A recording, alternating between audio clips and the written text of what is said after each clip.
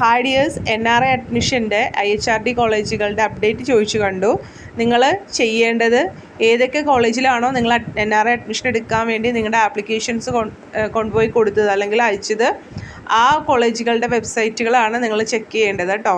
അപ്പോൾ ഇപ്പോൾ മോഡലിലെ കാര്യം പറയുവാണെങ്കിൽ, മോഡലിലെ വെബ്സൈറ്റിൽ നിങ്ങൾ വന്നിട്ടുണ്ടെങ്കിൽ ഇവിടെ ആപ്ലിക്കേഷൻസ് റിസീവ്ഡ് ആൻഡ് വെരിഫൈഡ് എന്ന് പറഞ്ഞിട്ടൊരു ലിസ്റ്റ് ഇട്ടിട്ടുണ്ട്. ശരിക്കും പറഞ്ഞാൽ ഇത് ഇന്നലെ ആയിരുന്നു ഷെഡ്യൂൾ അനുസരിച്ചിട്ട് വരേണ്ടിയിരുന്നത്. ഇന്ന് താൽക്കാലിക റാങ്ക് ലിസ്റ്റ് എന്നുള്ള രീതിയിലാണ് IHRDയുടെ ആ ഒരു ഷെഡ്യൂൾ വന്നത്. പക്ഷേ നിലവിൽ റാങ്ക് ലിസ്റ്റ് വന്നിട്ടില്ല. നിങ്ങൾ ഈ ലിസ്റ്റിൽ ക്ലിക്ക് ചെയ്യുമ്പോൾ ഇതുപോലൊരു ലിസ്റ്റ് വരും. ഈ ലിസ്റ്റ് കാണിക്കുന്നത് ഇവിടെ കിട്ടിയേക്കുന്ന ആപ്ലിക്കൻസും അത് അവർ വെരിഫൈ ചെയ്തേക്കുന്നവരുടെ ഒരു ലിസ്റ്റാണ്. അല്ലാതെ റാങ്കിൻ്റെ ഓർഡർ അനുസരിച്ച് ആവണം എന്നില്ല കേട്ടോ.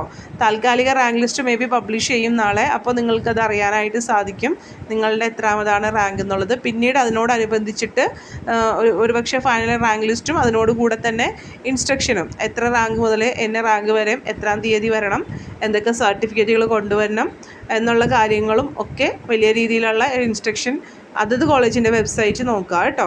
അതായത് നിങ്ങൾ ഏതൊക്കെ കോളേജുകളിൽ ആപ്ലിക്കേഷൻ കൊടുത്തിട്ടുണ്ടോ ആ കോളേജുകളുടെ വെബ്സൈറ്റിൽ വരുന്ന ഇൻസ്ട്രക്ഷനാണ് നിങ്ങൾ ഫോളോ ചെയ്യണത്. എല്ലാം IHRDയുടെ കോളേജുകളാണെങ്കിലും ചിലപ്പോൾ ഡേറ്റിലോ വിളിക്കുന്ന റാങ്കുകളിലോ ഒക്കെ വ്യത്യാസം ഉണ്ടാവും.